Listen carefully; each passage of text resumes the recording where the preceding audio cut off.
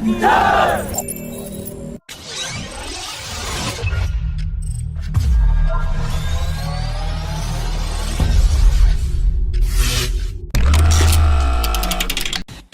DRDO is all set to integrate the man-portable anti-tank guided missile on the light tank prototype, which is scheduled to roll out in August, and will immediately be sent to Ladakh for internal trials.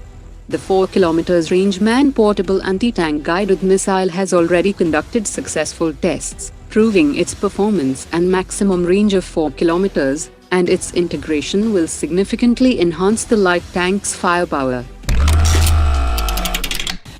The export director of Brahmos Aerospace has confirmed that the preliminary design phase for the Brahmos next generation missile has been completed, and the shape of the missile has been finalized, and now the focus will shift to the production phase. The Brahmos-NG will start testing in early 2024, and it will be ready for integration by December 2025. The official account of the Defense Public Relations Officer have posted the first official picture of the long-awaited Shakti thermal torpedo, which is reportedly undergoing advanced phase of technical trials.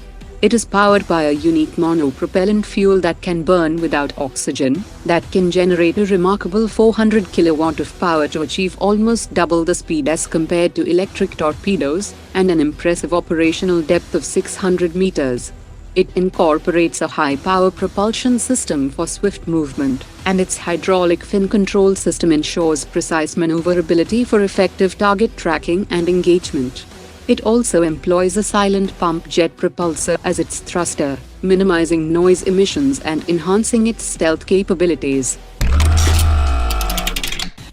A senior government functionary has claimed that the average estimated cost of MQ-9B long-endurance drones for India would be 27% lower than the price incurred by other countries which have bought it from the US, and the price is likely to go further down during negotiations. The price negotiation is still in the early stage, and is a fair distance away from the final figure. The Indian government is pushing for the local assembly of 21 of the 31 MQ-9B, along with unprecedented levels of local sourcing and 20% technology transfer, and setting up a MQ-9B global sustainment hub in India to support over 60 drones operating in the Asia-Pacific region, presenting a potential revenue source for Indian industry. The Indian Air Force is going to hold a major multilateral exercise codenamed Exercise Tarang Shakti in October this year, in which 12 top air powers of the world would participate. That will provide a unique learning experience for Indian pilots.